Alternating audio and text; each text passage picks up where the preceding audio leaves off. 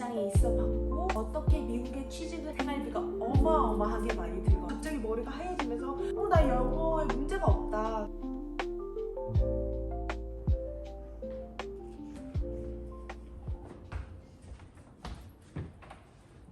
안녕하세요, 세이밤입니다. 이렇게 영상을 또 찍으려고 하니까 떨리는데요. 질문이 많아서 꼭 도움을 드리고 싶은 마음에 이렇게 영상을 찍어보도록 하겠습니다. 특히 제 인스타와 스레드를 통해서 미국 취업에 대한 질문이 굉장히 많았는데요. 제가 또 여러분들의 입장에 있어 봤고 그게 얼마나 고민이 되고 걱정이 되는지 알기 때문에, 그래서 오늘 영상의 큰 주제는 어떻게 미국에 취직을 하게 됐고 어떻게 UX라는 필드에 들어오게 됐는지가 주된 주제가 될 것 같아요. 취업 관련 커리어 개발을 어떻게 하신 건지 디테일하게 풀어내는 영상이 있으면 큰 도움이 될 것 같아요. 여러분들이 질문을 많이 주셨으니까 그 질문에 답을 하면서 제가 어떻게 미국에 넘어오게 됐는지 인생 얘기도 조금 풀어보도록 할게요. 미국에 언제 오게 되었는지, 어떻게 왔는지, 몇 살 때 왔는지에 대한 대답을 해드리도록 하겠습니다. 저는 태어나서 대학교 졸업하고 회사 생활까지 쭉 한국에서 했었고요.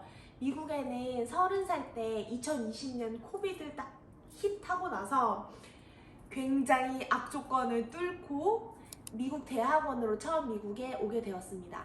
엄청 운이 좋게도 풀타임 잡을 찾아서 오퍼를 받아가지고 지금 이렇게 뉴욕에서 생활하고 있습니다. 댓글 중에 하나가 있어요. 학교랑 전공. 저는 방금 말씀드린 것처럼 미국에 2020년에 한국 나이로 30살, 만으로 28살인가? 그때 이제 대학원으로 처음 오게 되었고요. 그때는 University of Texas at Austin이라고 해서 UT 오스틴이라는 학교에서 대학원 생활을 시작을 했습니다. 박사로 시작을 한 건 아니고요. 석사로 2년짜리 프로그램 선택해서 왔었고, 그때도 고민이 정말 많았어요. 미국 대학원 준비는 어떻게 해야 되는지, 미국 대학원에 가야만 취업을 할 수 있는 건지, 아니면 또 여러 가지 학교들이 있는데 어떤 학교, 어떤 전공을 선택을 해서 지원을 해야 되는지, 뭐 그런 고민을 저도 되게 많이 했었던 것 같고, 일단은 그거에 대한 자세한 얘기는 또 나중에 풀어보도록 할게요. 일단 제가 마지막까지 고민을 했던 프로그램은 펄슨스와 UT 어스틴이었는데요. 딱 얘기만 들어도 아시겠죠? 굉장히 반대의 성격을 가진 학교들입니다. 펄슨스 같은 경우에는 뉴욕의 맨하튼 내 중심에 있는 학교고요. 아트스쿨이에요. 그리고 UT 어스틴 같은 경우에는 요즘 학교에서 떠오르는 킴 카다시안 같은 존재로서 학교에도 돈이 많고 연구에도 지원을 굉장히 많이 해주는 연구 중심의 주립대학입니다. 한국에서도 UT 어스틴에 꽤 많이 가는 것으로 알고 있고요. 뭐 이렇게 성격이 다른 두 가지 학교였고, 전공 같은 경우에도 펄슨스에서는 창업을 많이 지원을 해주는 거여서 UX 같은 경우에도 스타트업이나 뭐 이렇게 서비스를 개발하고 기획하는 그런 것들을 좀 중심으로 해볼 수 있지 않을까 하는 프로그램이었고, UT 같은 경우에는 제가 Information Studies라는 전공을 했는데요. 원래는 문헌정보학이에요. 라이브러리 학 같은. 근데 이제 시간이 지나면서 이제 정보를 어떻게 더 효율적으로 쓸 수 있는가에 대한 고민을 하는 과였고, 그래서 저는 여기를 들어가면은 여러 가지 복잡한 정보들을 더 쉽게 사용자에게 전달을 할 수 있지 않을까, 이렇게 생각을 해서 고민을 해서 골랐던 학교입니다. 가장 크게 고민을 했던 게 이제 첫 번째로 저는 학비랑 생활비였고요. 그리고 또 비등비등하게 고민을 했던 게 이제 이 전공을 하고 나와서 내가 어떻게 미국에서 자리를 잡을 수 있을 것인가 였는데, 아무래도 많은 분들이 이 두 가지를 고민을 하고 계시겠죠? 파슨스 같은 경우에는 저에게 장학금 오퍼를 굉장히 많이 해줬었어요. 그래서 학비가 굉장히 비싼 학교임에도 불구하고 2년을 다니는데 총 학비가 5만 불 정도까지 내려갔었고, 텍사스 오스틴은 전액을 그대로 제가 낸다는 가정하에 또 약간 4만 5천 불, 5만 불 정도를 예산으로 잡으면 되는 상황이었습니다. 근데 제가 이 상황에서 장학금도 마다를 하고 텍사스 오스틴을 간 이유는 생활비도 컸어요. 제가 지금 뉴욕에서 생활을 하고 있잖아요. 생활비가 어마어마하게 많이 들거든요.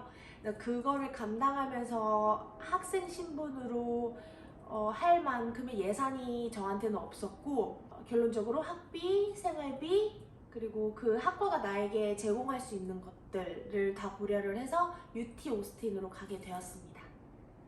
한국에서 그러면 이제 미국으로 넘어가게 된 계기와 한국에서 일을 해본 적이 있는지에 대한 질문도 있었는데요.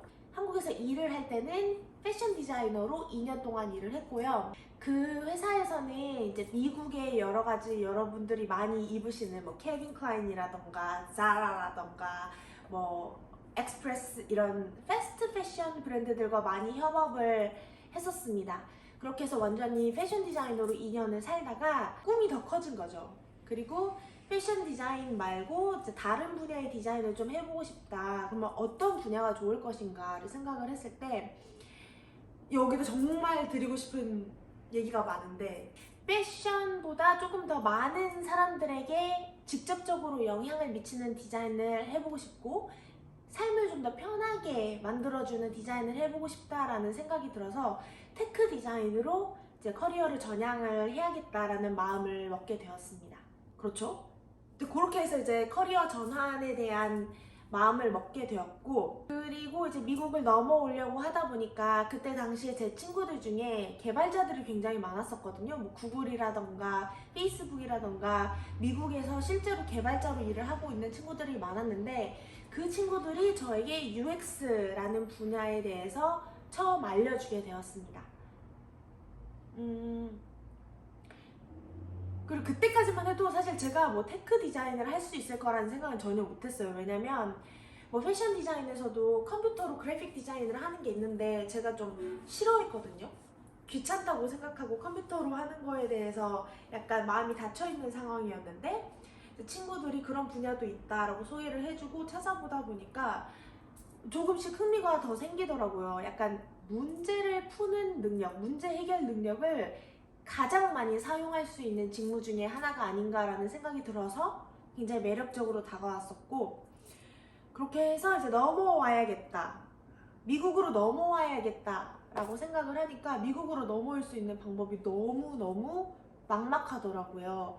제가 어느 정도였냐면 막 네이버에 검색을 하면은 막 J1으로 미국을 보내주는 그런 유학 컨설팅 업체 같은 데들도 많이 나와요. 그런 데도 한번 찾아가 보고 그랬었어요.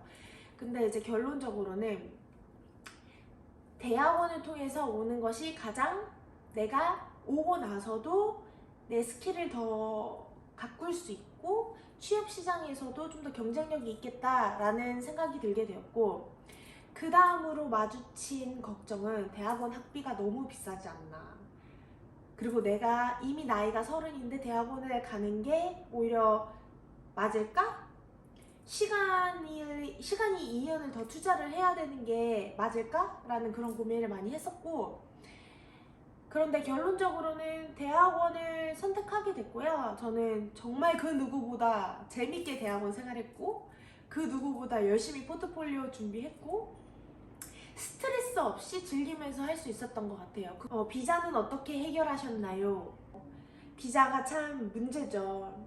일단 미국을 넘어오려면 제가 대학원을 추천하는 이유 중에 하나도 학생 비자를 믿을 만한 곳에서 이렇게 딱 받아가지고 미국으로 일단 넘어오셔서 취준을 하시는 게 더 많은 길이 열리는 방법인 것 같더라고요. 한국에 있으면서 버추얼로 면접을 봐서 합격을 받으시는 분들도 있지만 가장 큰 비자 장애물은 H1B 같은 경우에는 추첨이거든요. 학생 비자로 미국에 오셔서 학생 비자에 딸린 OPT라는 일을 할 수 있는 비자가 있어요. CPT라고 학기 중에 일할 수 있는 비자도 있고 그런 걸 최대한 많이 누리신 다음에 그 기간 동안 H1B를 준비를 하셔서 여러 번의 추천 기회를 받는 것을 정말 강추합니다. 좋은 회사를 가면 장점이 비자에 대해서 굉장히 많은 지원을 아낌없이 해줘요. 저 같은 경우에도 들어가자마자 OPT가 한참 3년이 남아있는데도 바로 H1B 지원을 해줬고 동시에 바로 영주권 프로세스를 들어가 줬습니다. 영주권 프로세스가 굉장히 오래 걸리는 작업이기 때문에 이니시에이티브 있게 바로 해준다는 것 자체가 일을 할 때도 마음이 편하고 생활할 때도 정말 마음이 편한 것 같아요. UX로 해외를 취업을 어떻게 해야 되느냐, 이제 대학원 얘기를 했으니까 그걸 해야겠죠?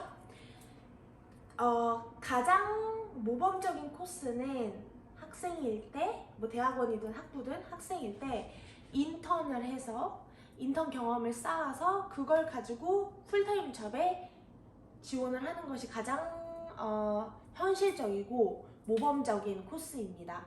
저도 그거를 하기 위해서 다시 대학원에 갔던 이유도 있고요.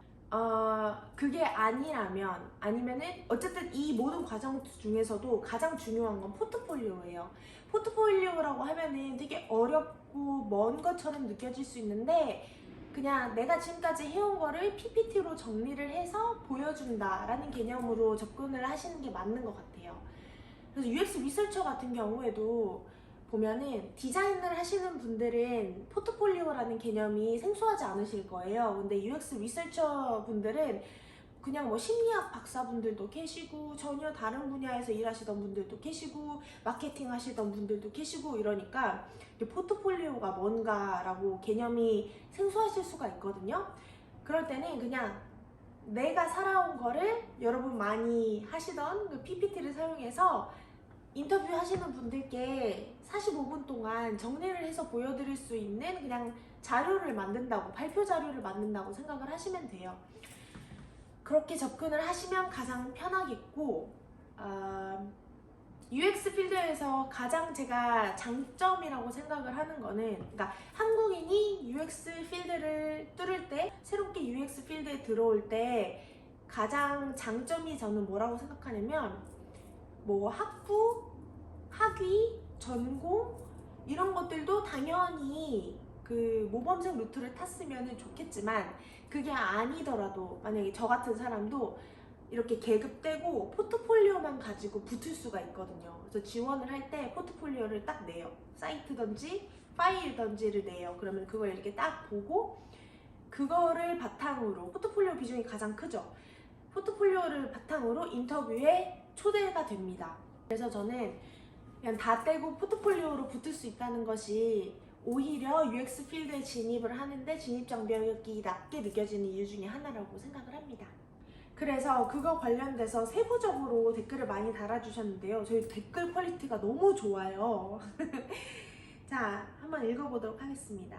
스레드에서 보고 넘어왔어요. 덕분에 UX 디자인 리서처라는 새로운 직무도 알게 되었는데 포트폴리오 준비는 어떻게 하셨는지 궁금해요. 미국 취업을 목표로 이리저리 찾아보는데 대학원에 가야 하나 고민 중이었어요. 두세 가지로 나눠서 대답을 드릴 수 있을 것 같아요. 포트폴리오 준비는 진짜 정답이 정해져 있다고 생각해요. 제가 이렇게 해서 저희 가족들이나 친구들, 지인들 중에 이 업계로 데리고 왔는데요. 포트폴리오 준비는 대학원 선배라든지 뭐 누구든지 다른 사람의 포트폴리오를 한번 봐요. 그래서 그 포트폴리오에도 이렇게 기승전결이 있을 거 아니에요. 그 기승전결을 내가 똑같이 따라해 보는 거예요. 그러면 이걸 똑같이 따라하기 위해서는 이 흐름, 이야기의 흐름을 첫째로 이해를 해야 되고, 두 번째로 이거를 풀어낼 수 있는 좋은 주제를 자기가 찾아내야 되고, 세 번째로는 이 똑같이 따라하는 과정을 통해서 UX 스킬들을 많이 배우게 돼요. 뭐 분석 방법이라든지 자료 조사 방법이라든지 이런 것들을 그대로 따라 하게 되니까 굉장히 좋은 방법이고요. 그리고 마지막으로는 이걸 만들어내려면 디자인 스킬이 좀 필요하잖아요. 리서처이신 분들은 조금 더 예쁘게 데이터를 프레젠트하는 방법, 데이터 프레젠테이션을 배우게 될 거고, 디자이너이신 분들은 다른 UX 디자이너들이 어떻게 이 디자인 과정을 풀어내는지를 예쁘게 디자인하는 방법을 배울 수가 있게 되겠죠. 그래서 저는 이렇게 똑같이 한번 따라하는 방법을 굉장히 추천드리고, 그럼 몇 개의 포트폴리오를 준비를 해야 되느냐라고 했을 때는 저는 감히 말하건대 하나만 제대로 돼 있으면 된다고 생각합니다. 저도 대학원 들어올 때 뭐 2개, 3개 정도 준비를 했었는데 하나만 제대로 돼 있었고 나머지는 이제 조금씩 이제 개수 채우기 같은 느낌으로 들어가 있었고요. 풀타임을 할 때는 어쨌든 인터뷰를 할 때 사람들이 내가 여러 개를 한 것보다는 이 하나의 프로젝트를 어느 정도 심도 있게 고민을 했느냐에 대해서 질문을 굉장히 많이 해줘요. 그래서 정해진 시간 동안 나의 깊은 고민, 깊은 디자인 감성을 보여주려면 하나에 집중을 하는 게 어차피 낫더라고요. 그래서 제가 추천하는 방법은 다시 한번 말하지만 하나의 포트폴리오를 다른 사람들 거를 찾아서 그대로 한번 모방해본다 입니다.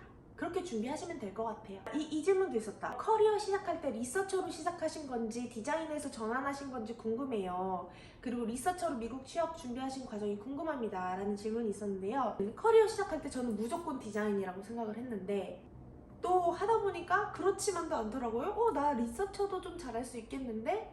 라는 생각이 들었었어요. 그래서 대학원 2년 내내 저는 그 디자인을 해야 되냐 리서처를 해야 되냐의 사이에서 굉장히 고민을 많이 했었고, 그나마 다행이었던 거는 UI를 하고 싶지는 않았어요. 그러니까 딱 그 엘리멘트를 디자인하는 것보다는 이제 인포메이션 아키텍처나 아니면 총 프로덕트 서비스의 스트럭처를 디자인하는 데 더 관심이 있었던 것 같고요. 제가 대학원 1학년 끝나고 여름 인턴을 준비를 했을 때 또 인터뷰를 많이 봤을 거 아니에요.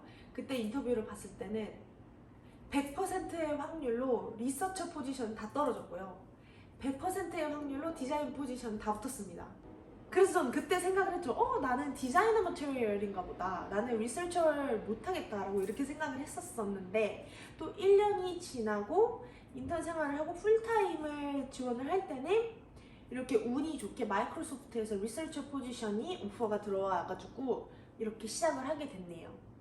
그래서 테크니컬리 말하자면 뭐 디자이너로 시작해서 리서처로 커리어 전환을 했는데요. 사실 이 리서처 포지션에 대해서 인터뷰를 볼 때는 디자인을 했을 때 했던 일들을 포트폴리오로 만들어서 인터뷰를 봤었어요. 내가 이 포지션에 어떤 식으로 어필을 할 것인지가 가장 중요한 것 같습니다. UX라는 큰 필드 안에 충분히 오버랩이 많고요. 당연히 디자인 포지션이랑 리서처 포지션을 준비를 해서 인터뷰를 볼 때는 포커스를 다르게 해서 포트폴리오를 준비를 하고, 큰 포트폴리오를 하나 만든 다음에 이렇게 조합을 해서 발표를 하기도 하고 이렇게 조합을 해서 발표를 하기도 하고 그랬던 것 같아요.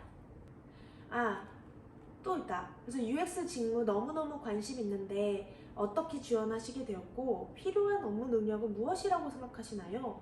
일단 지원하는 거는 요런 대학원과 인턴과 이런 걸 다 통해서 이제 제가 완성이 됐잖아요. 완성이라고 하긴 그렇다. 제가 이렇게 이 UX 직무에 대한 관심을 쌓아왔잖아요. 지원은 링크드인에서 잡 포스팅을 보고 했고요. 매일 아침 아니면 뭐 아침, 점심, 저녁 계속 새로 고침을 해서 UX, 유저 익스피리언스, 프로덕트 디자인, 인터랙션 디자인 이런 키워드들이 들어간 모든 포지션에 다 지원을 했던 것 같습니다. 필요한 업무 능력은 무엇이라고 생각하시나요? 당연히 UX 스킬들을 주어진 문제에 적용을 하는 게 기본이겠죠. 여러 가지 UX 스킬들이 있어요. 인터넷에서도 쉽게 찾아볼 수 있는데 비슷한 개념끼리 묶어서 분석을 하는 어피니티 다이어그램이라든지 사람들이 인터뷰를 해서 그 사람들의 생각을, 무의식적인 생각을 얻어낼 수 있게 하는 커그니티브 워크들이라든지 여러 가지 이런 스킬들이 있는데 이런 거를 활용을 해보면서 이제 나만의 결론이 났을 거 아니에요. 내가 가지고 있는 디자인 문제는 이거였고 요런 인터뷰나 뭐 리서치 방법을 통해 보니 이런 식으로 문제를 해결하면 되겠다라고 하는 이 결론이 있을 거란 말이죠. 이 결론까지 내는 거는 기본. 그다음에 이 결론을 팀 사람들과 소통을 하는 것이 정말 중요하다고 생각합니다. 이제 빅테크나 뭐 스타트업이나 UX는 보통 프로덕트 매니저들과 개발자들과 굉장히 돈독하게 일을 해요.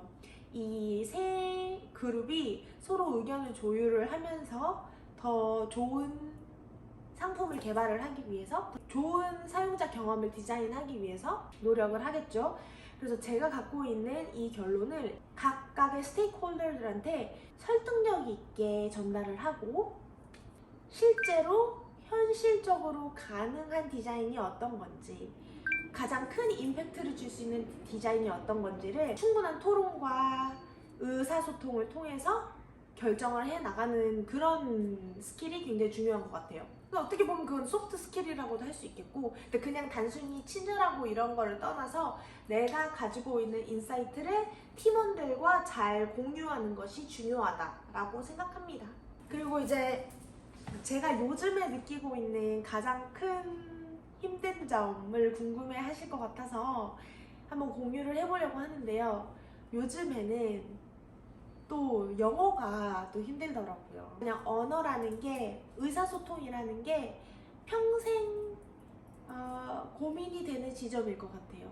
첫 번째로 제가 미국에서 이렇게 똑똑한 사람들과 적극적으로 말을 하면서 회사 생활을 하면서 느낀 게 내가 영어를 큰 문제 없이 항상 잘 해왔다고 생각을 했는데 이렇게 또 전문적인 데에서 내 의견을 어필을 할 때는 약간 부족한 점이 많구나 라는 생각이 들더라고요.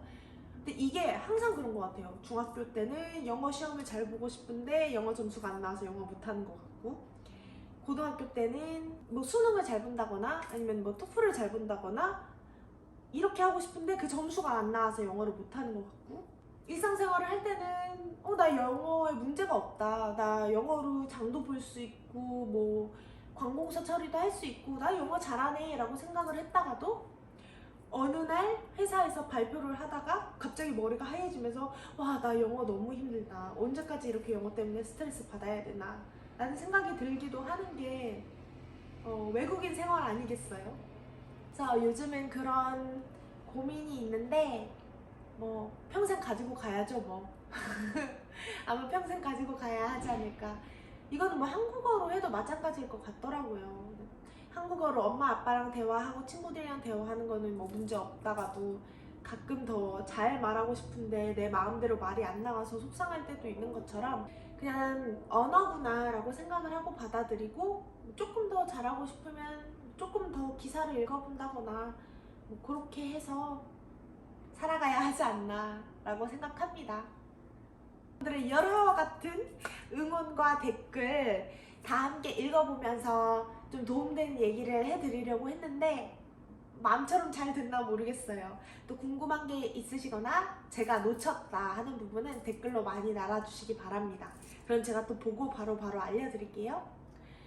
여러분 모두 고민 없이 행복하게 지내셨으면 좋겠습니다. Q&A 겸 저에 대한 소개 겸 미국 취업에 대한 꿀팁 영상 봐주셔서 감사하고요. 앞으로 쇼츠와 브이로그에서 또 만나도록 하겠습니다. 감사합니다.